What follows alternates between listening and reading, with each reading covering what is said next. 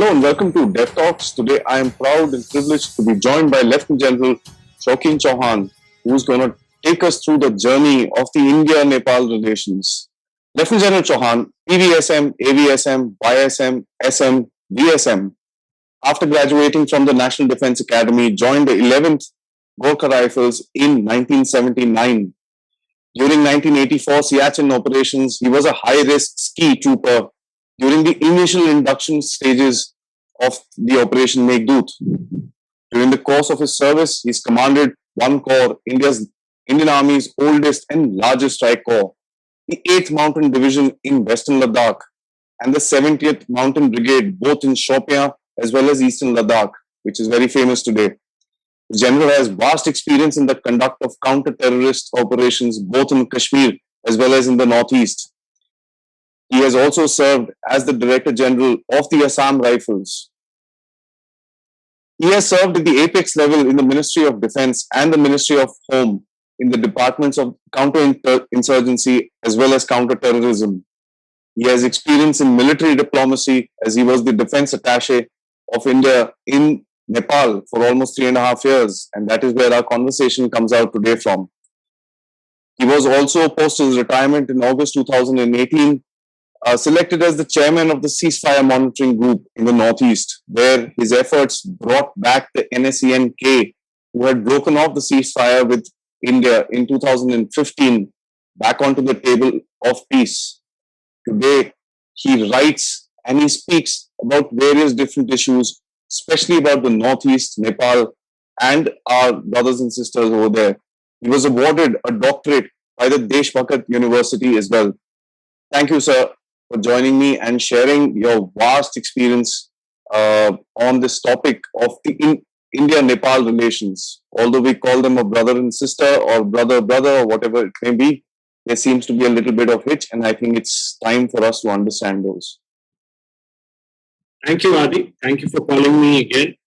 I value the fact that you have, asked me to come back again. I value your the forum that you have brought in, to allow me to express my views on two of the issues that are really close to me. One is, of course, the Northeast, and we've spoken about the Northeast.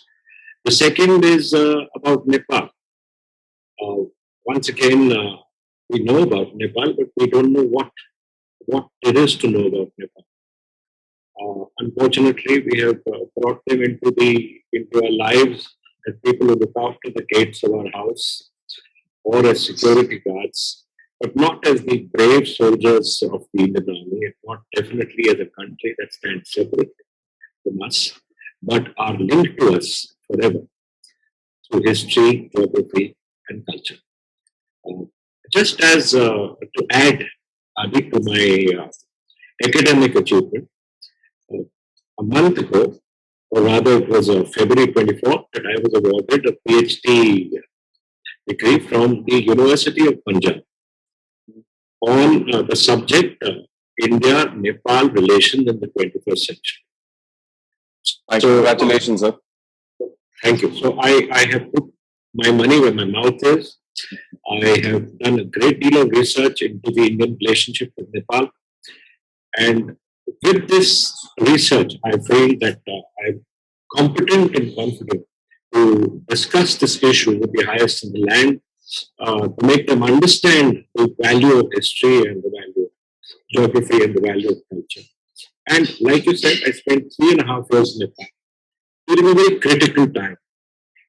It was a time when Nepal was undergoing its second Jan Andolon. Actually, I reached a little earlier. I reached in 2004, and King Gyanendra had just taken over from King Virendra. He had been killed in a palace accident, a palace shootout, and his entire line was actually wiped out. So his younger brother, King Gyanendra, took over as the king. And that's the time when I reached Nepal. And during that particular period, King Gyanendra, since he had not been groomed for being a king, did not prove to be a very effective or motivating leader. And as a result of which, an ongoing insurgency in their in the in the far east and in central Nepal became larger than it should have. And Prachanda, the leader of that ongoing insurgency, the Maoist revolution, I would say, was able to finally, mainstream his forces and became the Prime Minister of Nepal. Yes, King Ganesh lost his job, and Nepal moved away from a constitutional monarchy to a secular nation. So I was there during that time, and there is much that I could tell you about that particular period also. It was quite shocking actually when we heard that entire thing, sir. The whole wipeout that happened with the entire royal family, and how things actually opened up post that. True. The wipeout was, of course, very tragic, and there are various variations of the truth. Yes. But the one single narrative that has come across is that his son, King Birendra's son, Crown Prince Bhupendra, killed his father, his mother, his sister, in what you call a drunken stupor. For whatever reason, whatever the reason is, why he was drunk, why he did that, why there was so much anger. But the fact is that it was his own son that killed him. And finally, Prince Bhupendra, Crown Prince Bhupendra, was killed by one of the ADCs in the palace itself before he caused further damage. Or as the official narrative goes, that Crown Prince Bhupendra killed himself. Officially, yes. Officially, he killed himself. But post that, Nepal stumbled. It stumbled from a stable constitutional monarchy to an unstable constitutional monarchy. And very soon, King Gyanendra lost his job. So I was there during that period. And when you're in the Indian embassy, you are responsible for a lot of things. India has a larger role to play in it. It is, I believe, the country that actually must help Nepal. But Nepal is a small little country on our left shoulder on the Indo-Gangetic plate. So, we have a large role to play there, and we must play it with, as a big brother, as somebody to help them out. So that's how it happened. But in the course of our conversation, it's certain that we can cover these issues also. Sir, one thing, sir, I guess a lot of people don't understand is how come, ethnically speaking, if I may say that, or religiously speaking, India and Nepal are pretty close. Majority Hindu, and I'm not trying to bring in any religious lines into this entire thing, but ethnically speaking, the two countries have been very close. So I'd like you to share, a historical background of Nepal, how things were prior to independence, from the medieval times to the time of independence, so that we can all understand how these two nations, if I may use that word, were existing together during the course of history. Well asked, Aadi. Thank you for asking that. Actually, as you said, medieval times, you have to go back to the 7th century BC, actually, when the Lichavis, a tribe in northern India, not West India, actually moved and settled down in Nepal. Right? From the Lichavis, a number of other tribal movements took place, number of people took place, and finally, when you go to Nepal, you see this very clearly. You see the geography of Nepal very clearly. You see how close we are to them. Actually, how close our customs are to them, how close the systems are to them. And in there, if you go down to what we call the recorded history of Nepal, the earliest recorded history would be 350 BC. That's a long time away. Nepal is also called the Gorkhali Kingdom. Yes. Right? It is based on the 8th century Hindu warrior saint Guru Gorakh, whose temple there is in Gorakhpur, Oh, right? So much of the background of Nepal and the fact that they are called Gorkhas is based on this, they're being called the Gorkhali kingdom, and the fact that it is based on this 8th century saint called Guru Gorakh in our part of in India, hmm, in Gorakhpur, along the Somali Gorakhpur border. Gorakhpur is just on the border of Western Nepal. hmm. Probably, besides the Lichavis and all the other tribes that meandered towards Nepal, Hindu Rajputs and Brahmins of North India entered modern Nepal through the west following the Muslim invasions. Okay. So there is a connection of that too. Once you go into Kathmandu, you see the Nevaris, you see their Nevaris architecture. And you'll be surprised how close this architecture is to the people living in Kerala. That took you by surprise. Okay. So that's the issue about Nepal, is that when you go to Nepal, there are, like I said, segments of people. There is one part of Nepal which is the Tarai. And if you intermingle with the people of the Tarai, they are the same, absolutely the same, as their counterparts in Eastern UP, Eastern Bihar. Okay. Right? Absolutely the same, because these 4 districts went to Nepal post 1857. Hmm. Okay. So post 1857, the Tarai regions were given to Nepal for their help during the 1857 Indian First War of Independence. Because Nepali troops helped the British in quelling this, our independence movement. Hmm. But parts of the Terai and parts of Uttarakhand and Himachal were taken away from Nepal post the Treaty of Sugauli in 1840. So let me start from the Treaty of Sugauli, or the battle, the Anglo-Gorkha War, Hmm. the first Anglo-Gorkha War of 1812 to 1840. When the Gorkhali forces, who had come right up to Dehradun Yes. and Kangra, were pushed back west of the Mechi River Hmm. and west of Mahendranagar, right?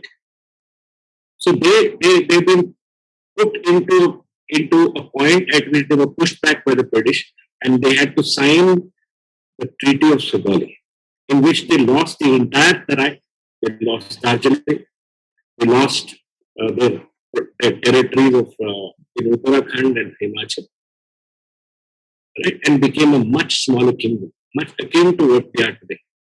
Hmm.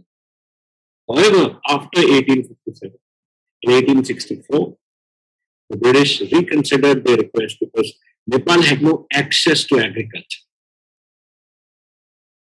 So they gave them these 4 districts of the Tarai, 4 districts of eastern UP and eastern Bihar, the adjoining districts. So the first part of Nepal is actually the Tarai, the people of the Tarai. The second part of Nepal are the middle hills, in which Kathmandu is the largest city. Hmm. Okay. And the third part, where in the middle hills are largely, it is largely populated by the Magar tribes, Hmm. right? The Magar tribe, the soldiers we recruit, the Guruns, the Magars, the Thapas, the Puns in west, and in the east we recruit the Rayas and the Limbus, It was. Hmm. right? And the Tamils. And finally, the third region of Nepal is the northernmost region of Nepal. That is the one now bordering Tibet of China, where the Sherpas stay, right? Those are the Sherpas, the high altitude Sherpas, the ones who help us climb the Everest. They are people who are least interested in politics and more interested in just eking out a living. So you have Sherpas in northern Nepal. You have the Nagas, the Puns, the Gurus, the Thapas, the Rayas and the Limbus in eastern Nepal, in the middle hills. And finally, you have in the Tarai, you have everybody else, whom you call the Madhesis. And each region has their own different dynamics. So each region was also populated differently. Aadi. Why I wanted to give you the background of geography and history and culture put together is that the reason for the population of Nepal has been one, the many raids that Nepal took into what we call now Indian territory. So there's a lot of Nepali origin Gorkhas who stayed in the areas of Dehradun, in Uttarakhand, right? In Himachal. They could be people who served in the Indian army, or they could be people who came with the Amar Singh's forces and stayed behind, right? Who populated India and Nepal. So that's why when you talk of Nepal, you talk of a very close cultural relationship with them. It was a Hindu kingdom. They followed Hindu culture, Hindu religion. In fact, you'd be surprised, Adi, that in their most important religious dhams, the Pashupati temple, the priests who came to the Pashupati temple were from Uttar.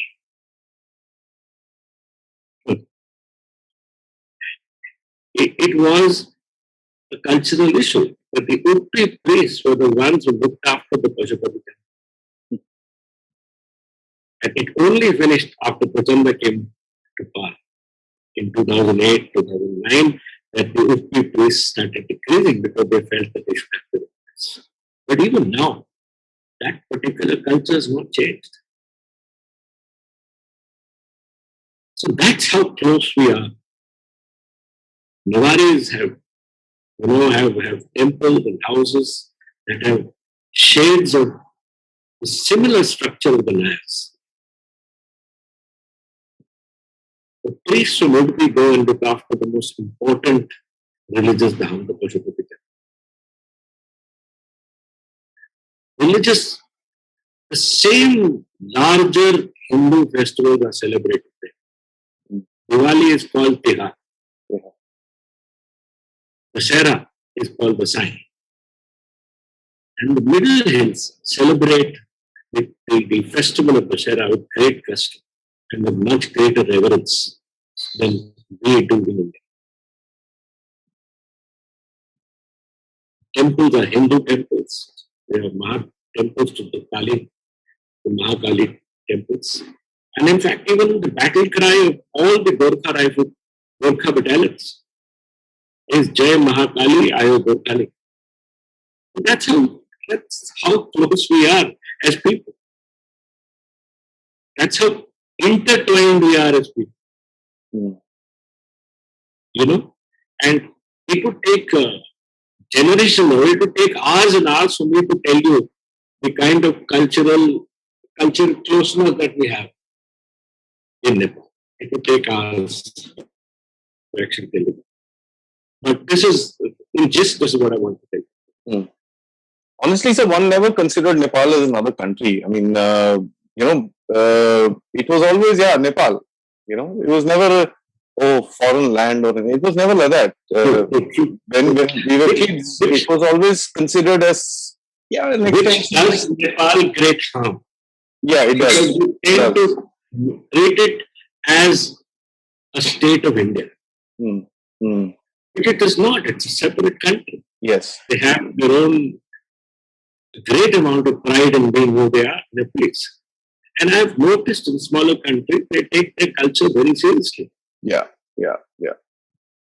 Okay. So it is important for us that when you look at Nepal, you look at a nation, a separate nation. We could be one people, but we're a separate nation. Yes. And as a separate nation, we must give Nepal all the respect that it is due. I think it has to be a relationship of equals. It must be of equals. It must be of equals. So, talking about we don't treat it equally, but it must be of equals. So talking about relations, one of the biggest factors that any Nepalese political party talks about, and from what little reading I have done, is the 1950s India-Nepal peace agreement, as Yes. what they call it. You know, if you look at the writings from that day, everything seemed to be very hunky-dory when the agreement was signed, and there was a lot of cooperation, a lot of friendship, which is there with the people even today. But the government seemed to be at odds. What kind of change? What is the 1950 treaty and agreement, and what changed after this agreement was signed? And it was in force peacefully for a very short time. After that, there's been a bit of a backlash. So, what changed? Probably in the late 50s, 60s, and the 70s. See, Aadi, you have to understand the background on which this treaty was signed. Though Nepal was not colonized, they had a British resident. Yes. Now, pre-1814, when Nepal was still a larger kingdom than what it is now, Nepal had gone through a disastrous Tibet campaign and had to sign a treaty with Tibet enforced by China called the Treaty of Capital. This forced the Kingdom of Nepal to pay tribute to the King of China, the Qing dynasty.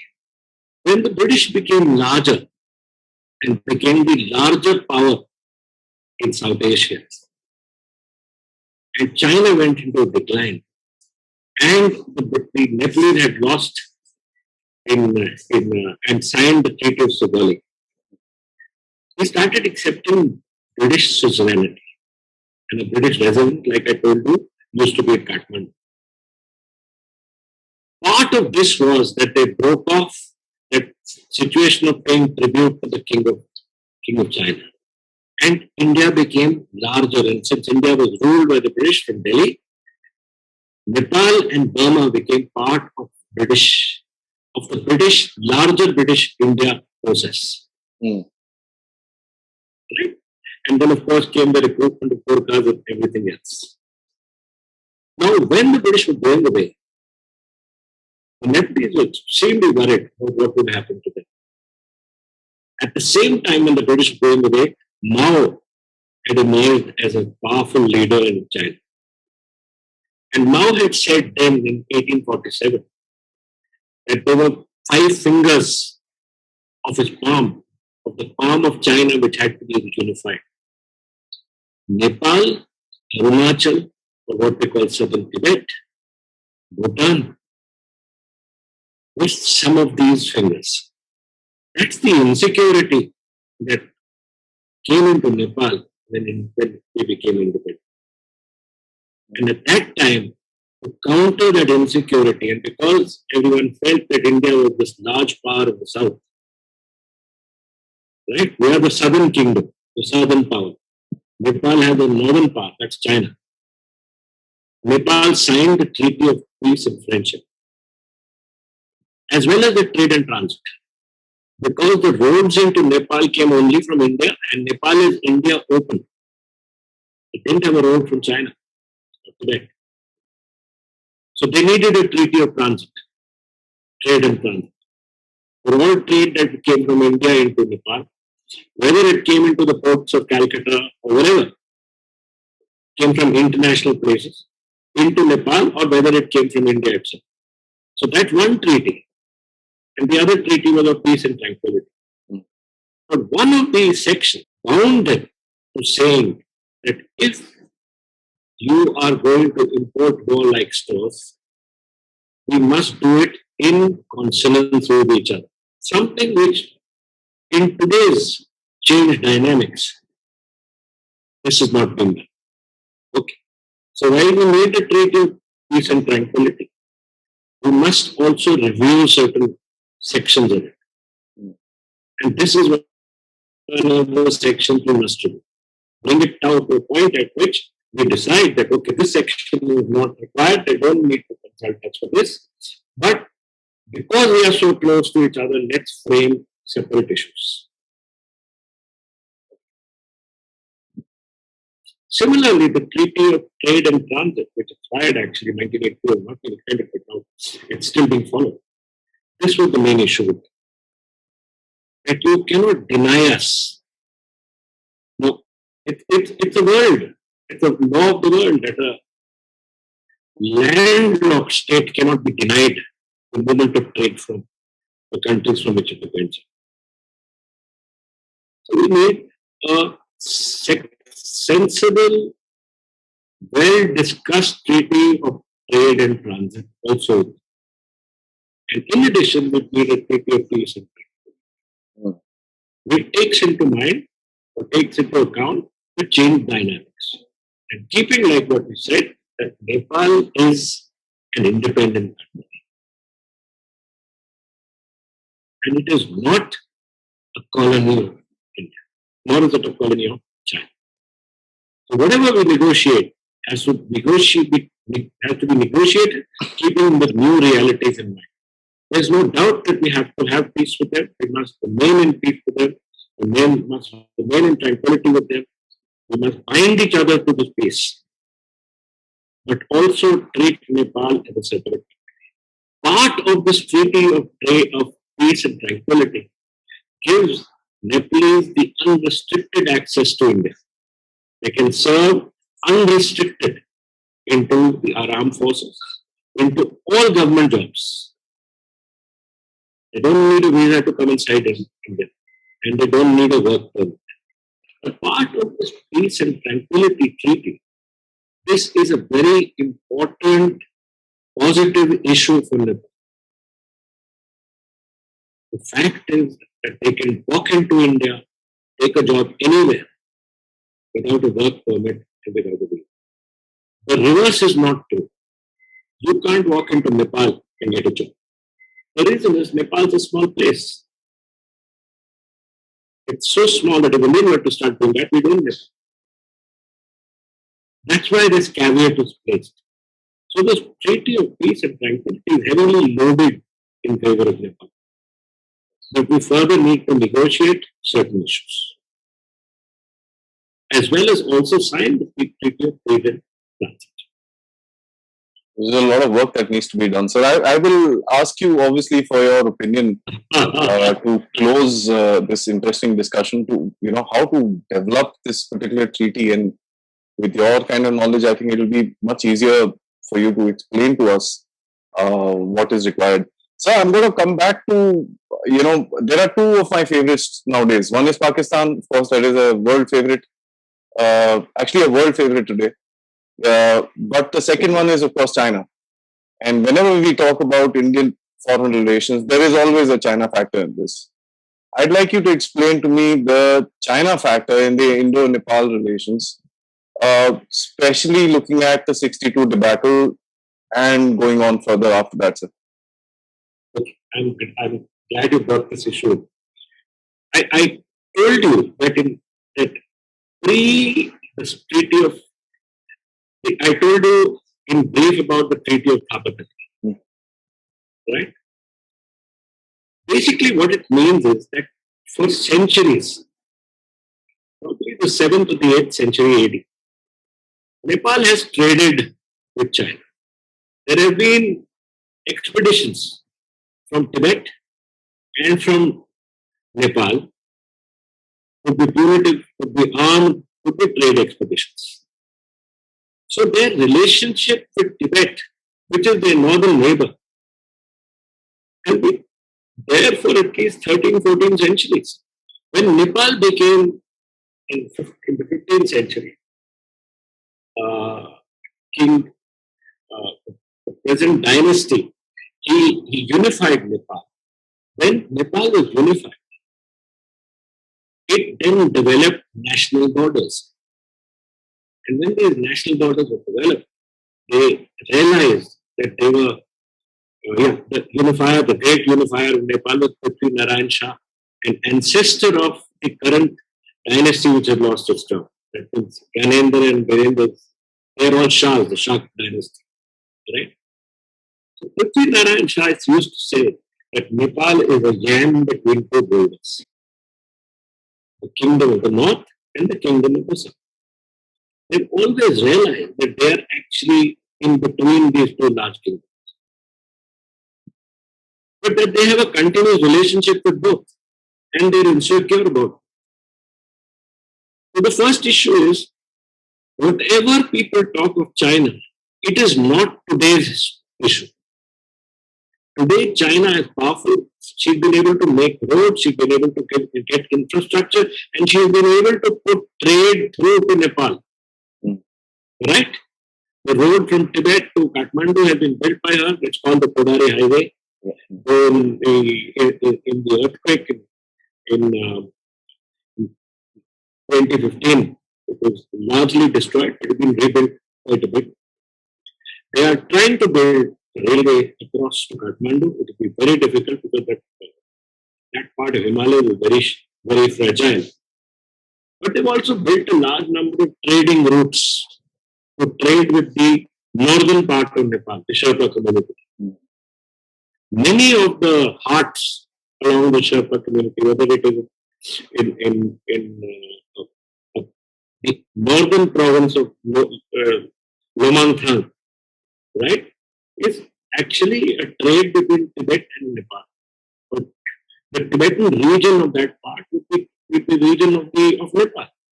But China is trying to develop a number of roads. She has been able to bring a lot of infrastructure assistance to Nepal. And today she has given a lot of arms and equipment also to them. Okay?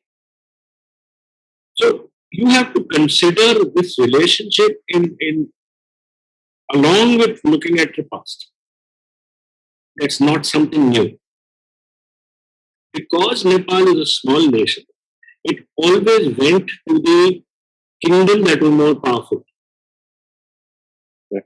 Pre 1815, the kingdom of the north, that means the Chinese kingdom, was more powerful. And the Indian kingdom, we were not a single king. We were not one unified entity. So they used to pay tribute to the Chinese king then. When the British came over, unified India, the British became all powerful. So the Nepalese stopped paying tribute to China and came into the British fold. Till 1962, India was still considered to be powerful and probably a counter to China. But once we lost the 1962 border war, the Nepalese perceived that if India cannot protect itself, how will India protect it? And so they restarted this relationship with China. And since then, they have been observing the yin and yang of the state of India and how we are developing and how powerful we are to decide how they want to go. Did you understand, Adi? So it is dependent on how powerful we are, is what would be their reaction was. I was speaking to someone in Nepal a couple of days back, and they're going through a second wave of COVID-19. But he said this COVID has come from India. It's a Chinese virus, right? But India sent the COVID to them. How interconnected this world is. Okay. So sometimes people don't really understand how important it is for us to take history and geography and culture together and decide to study. We must understand that there is a background to Nepal. There is a background to Nepal, there's a background to history with China, and this development of China as a larger country and a more powerful country than India is a reality. And Nepal has gone towards it. The day we become more powerful, Nepal will come back to us. That's why we must sign the Treaty of Peace and Tranquility, keeping the change dynamics in mind. Mm. But in comparison to what Nepal is and what in relation to China and India, keep in mind the one thing that there are a lot of intermarriages, cross-cultural affiliation with Nepal and India, right? That's not there with China. China is trying hard. She started with Confucius Institutes. Mm. Few schools in Kathmandu are being taught Mandarin, but all of Nepal knows Hindi. All of Nepal prays to the same gods. A lot of Nepal has intermarriage compared to the number of Hans that have come in and been able to marry Chinese Nepalese. Yeah, please. So we are at a much greater advantage. Let's not lose that advantage in the short-sighted desire to condemn Nepal because they perceive to think that you're getting closer to China. It's a perception. A few roads have been made, a little bit of trade is coming through, but the larger closeness is with us. Culturally, economically, personally, as people, this closeness cannot be replaced. Now it is for our leaders and the bureaucrats in the foreign service to study this closeness and take advantage of this closeness. Mm. Correct. So just by calling it roti beti ka rishta or something like that, I don't think it will. Yes, roti beti ka rishta. Mm. Roti and beti. We both. I, in fact, tell the Nepalese in so many of our webinars that we have that we are one people of two nations. And we must continue to do this and not worry about what China is doing. We should do what we can. Mm. Have a much larger heart while dealing with them. But a very, very small nation. Really, really small. Okay?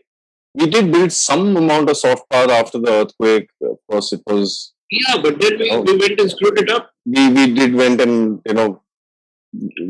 I think we didn't really handle it properly after that. It's like this that Aadi. It's like this that keep in mind they're sensitive, but they don't have a begging bowl, so don't treat them as people who are begging. Mm. Unfortunately, हमारे में is need to beat our chest is something we have to get rid of.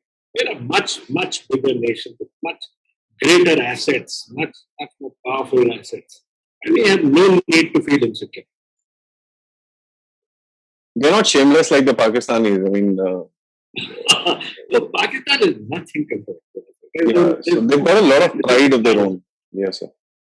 We're no absolutely. So one thing which obviously made the news recently, and I'd like to just say a couple of things. You can obviously correct me with your knowledge. There has been, as you've also rightly brought out, there's been quite an influence of the Chinese within Nepal.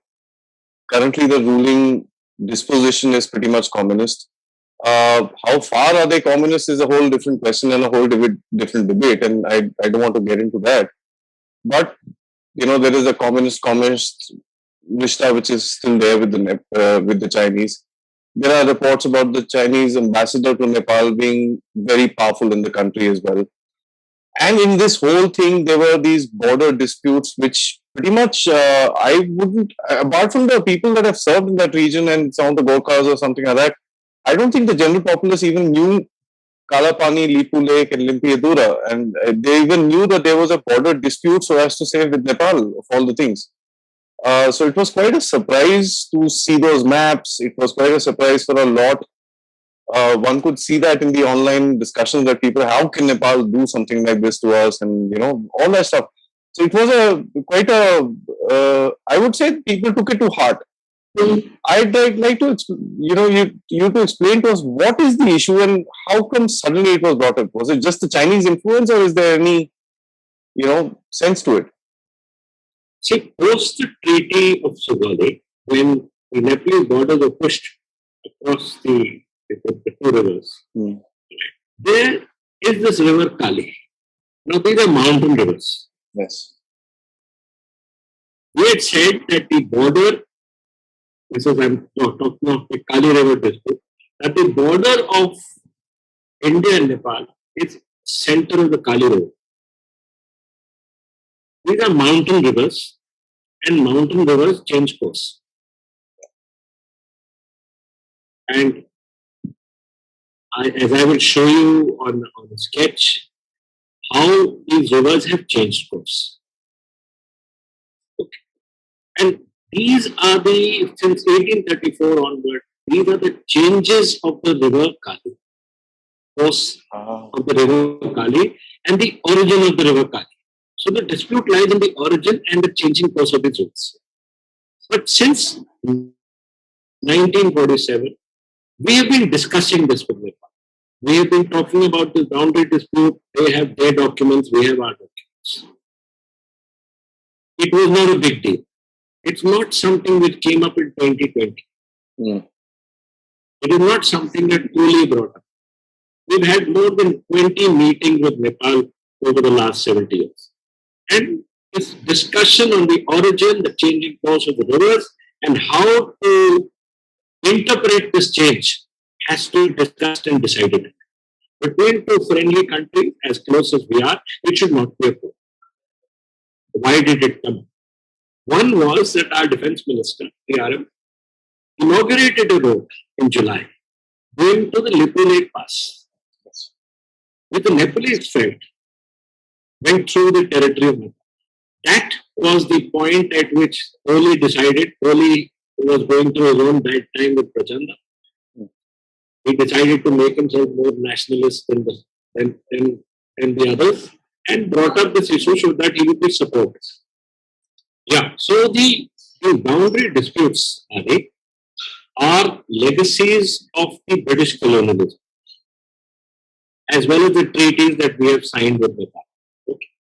The boundary dispute along its southern and southeastern boundary, that means the southern and southeastern boundaries of India, are due to the shifting of the riverbeds, as I explained to you.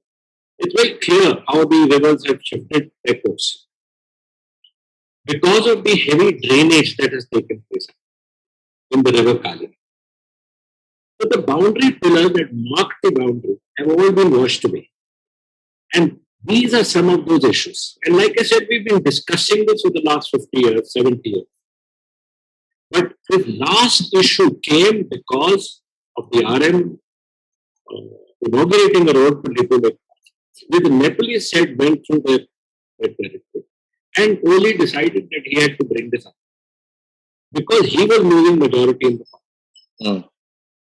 And that is why in Nepal, the Nepalese parliament brought out their own, something that they had never done in the last 70 years. So it hurt us. Right? But in the larger context of things, it is something that we can let go, but it doesn't matter. Yeah. But there are this baggage of the past, which I call it, legacies of the past, which we must sort out. Whether it is water sharing, whether it is the boundary dispute, whether it is the Treaty of Trade and Transit or the Treaty of Peace, packages of the past, not something that in New India and New Nepal should be.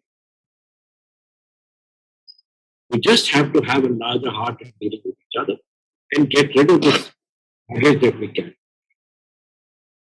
Then only will we be able to have more equitable and sensible relationship with what we call New Nepal. New India dealing with New Nepal. And not, tied down by these baggages of the past. Okay?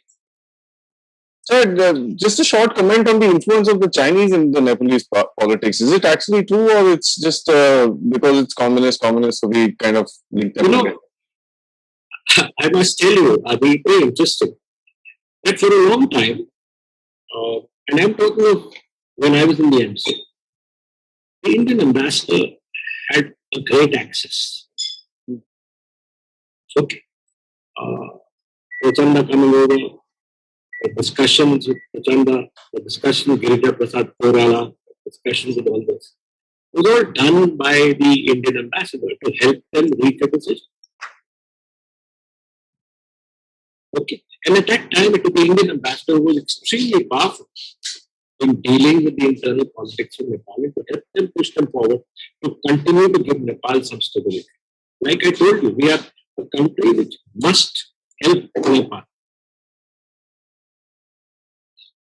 Today, we talk of the Chinese ambassador having that kind of power. Okay. Personally, she may have power to push them along a particular direction because China did not want the early government to fall. Right? And since it was a three-party coalition of communist governments. Madhav Nepal's party, you had Prachanda's party, and you had Oli's the communist party. So China, obviously they have been going and getting their lessons from China.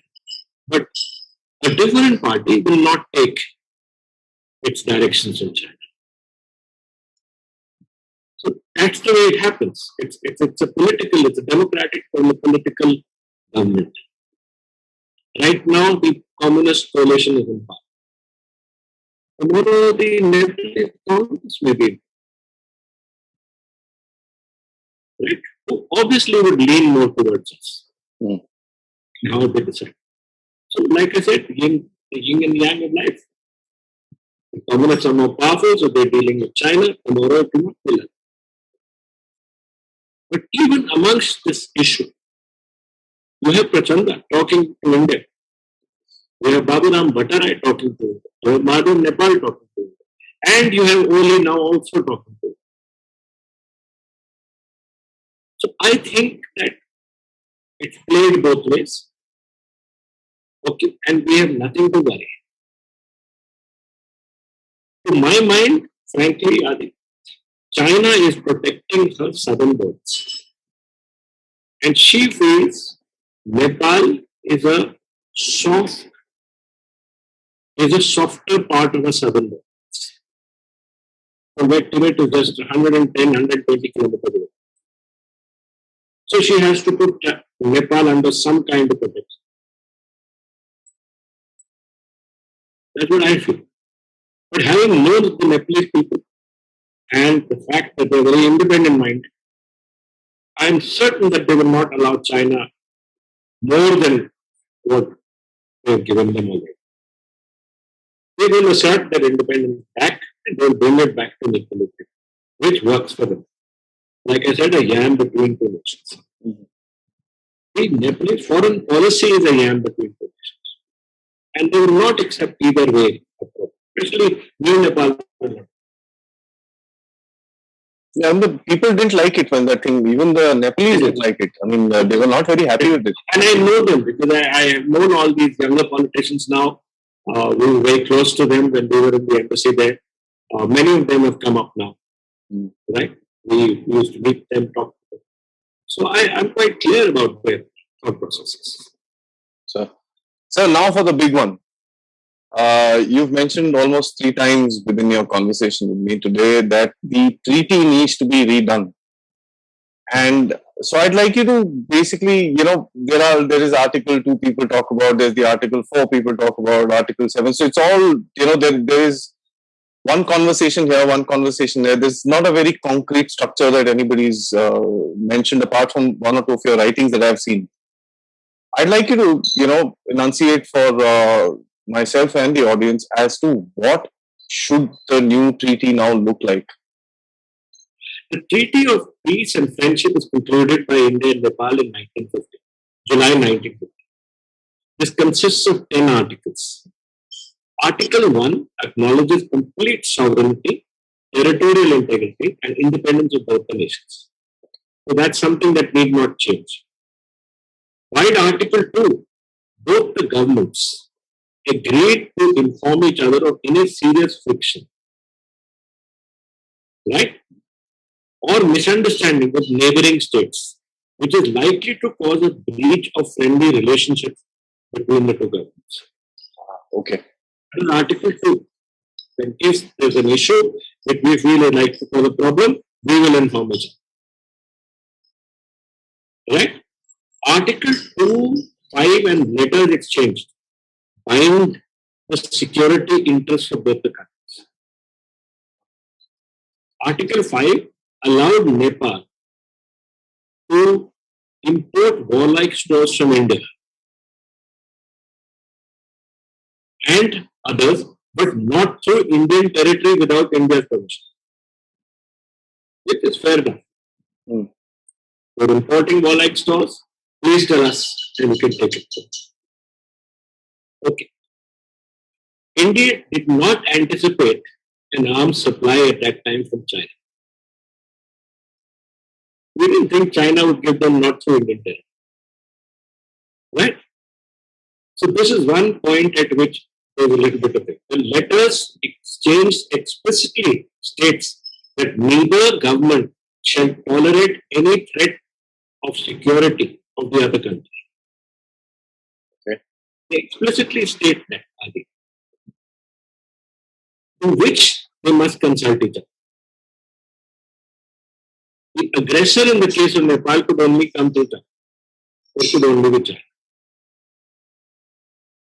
So we basically said that please don't allow China to utilize your territory to create a security threat to you. Yeah. Okay. Mm. That's what it meant. We felt that Nepal had joined India in a unified system of defense by signing this treaty and had agreed to subject certain aspects of its external affairs and external trade to a mutual discussion with India. This era of special relationships continued till 1955, when King Mahendra ascended the throne. But from 1955 onwards, this issue of our thought process that they were in a power pact with us, a defense pact with us, was openly questioned, first by King Mahendra and then by the people and all the politicians of it. Right? It took the membership of the United Nations that Nepal took only in 1960, where she articulated her need to remain equidistant from India and China. Aha. Okay. In 67, consequent to the Chinese Cultural Revolution, China demanded that the facilities similar to those given to India be granted to China as well, which included the recruitment of Gorkhas in the PLA, the right to post their personnel on the Indo-Nepal border, and the free trade and transit facilities for the Chinese. This is 1967, yeah. Not today's story. Mm.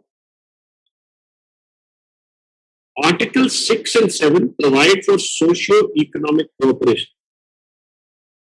Article 6 states that each other's nationals be allowed similar treatment in economic development. And like I said, that gives them access to India and all the jobs in India. Mm.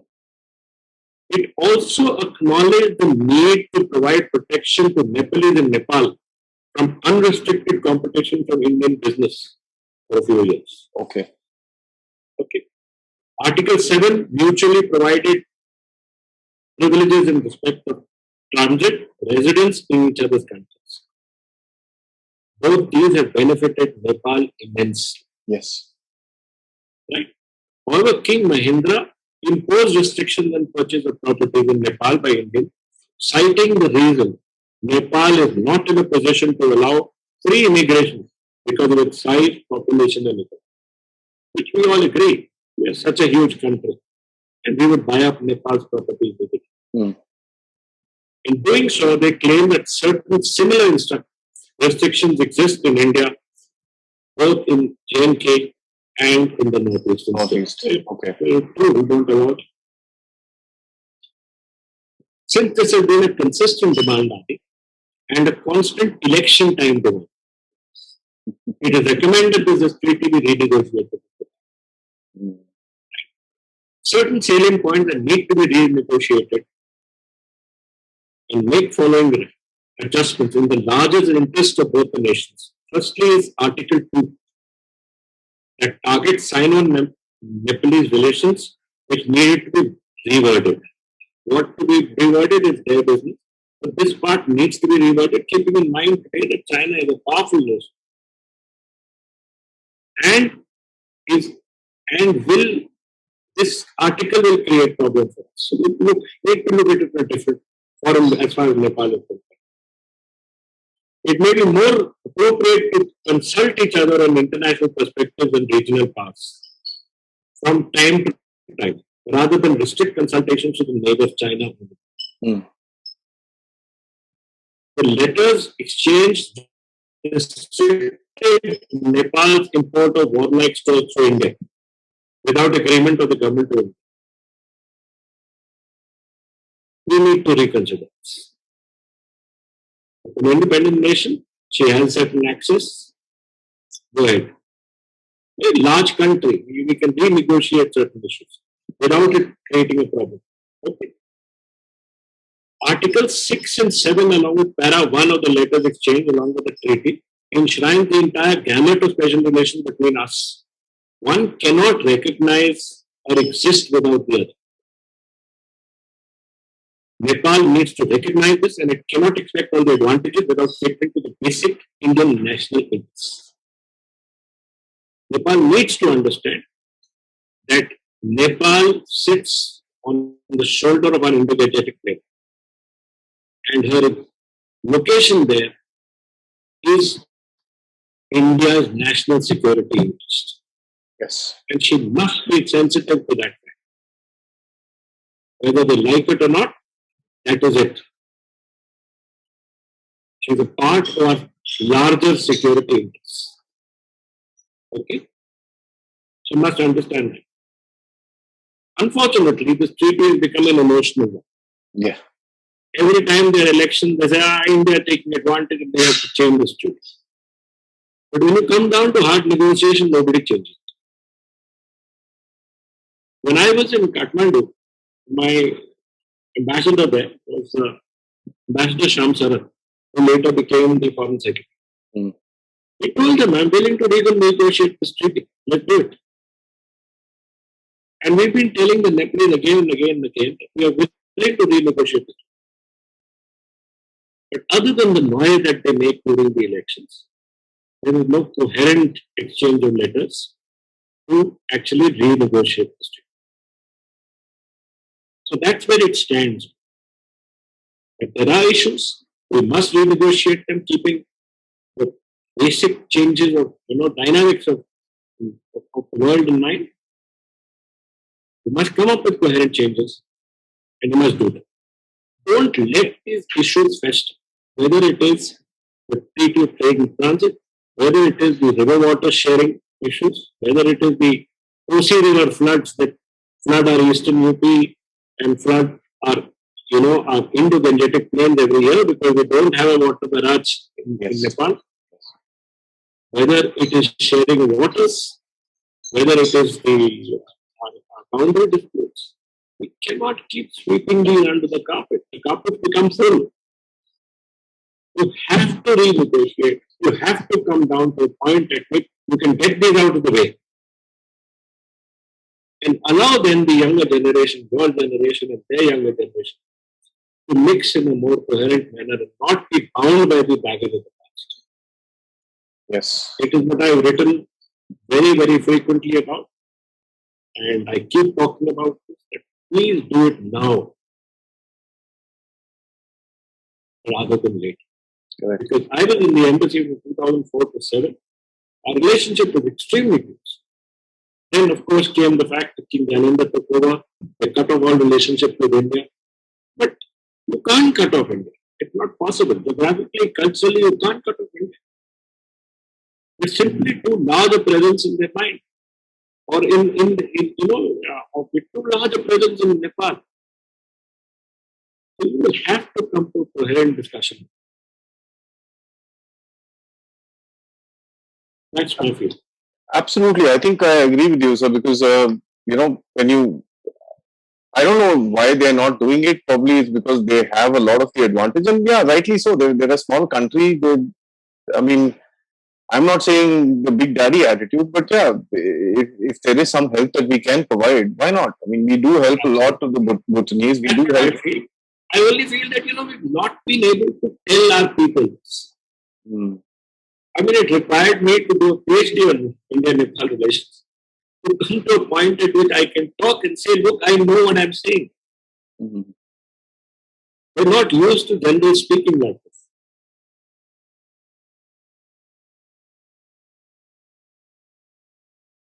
This is when I did my PhD post-retirement.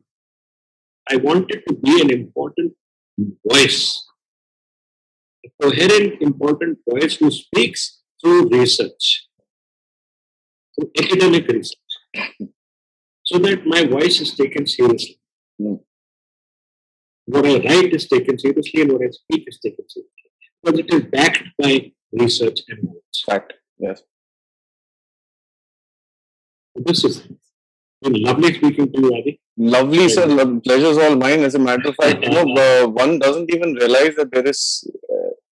As I said, when we were children, it was never. Yes, Nepal was taught to us as a separate country. We were told it's the capital is Kathmandu, and so on and so forth. But it was never brought to us or made.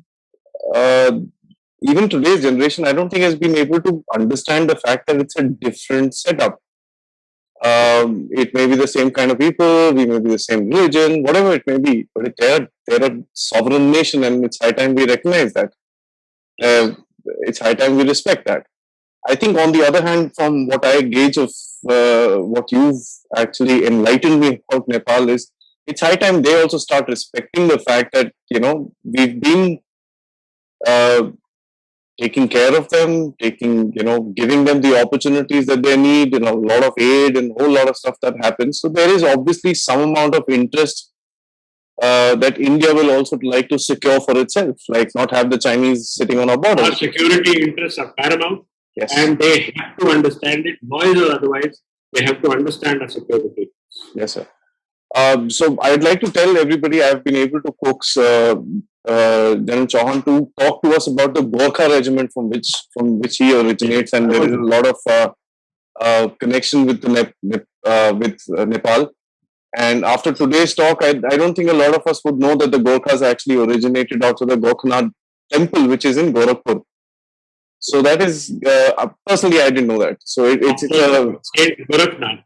Yes. Whose temple is there in there? Yes. So it's something that is new for us, and it's very interesting for us to know. Sir, thank you for this time, and I'll connect with you once again on the topic of the Gorkhas in the Indian Army. I will. I promise to make it interesting. Thank you, sir. Jai Hind. Jai. Thank you, sir.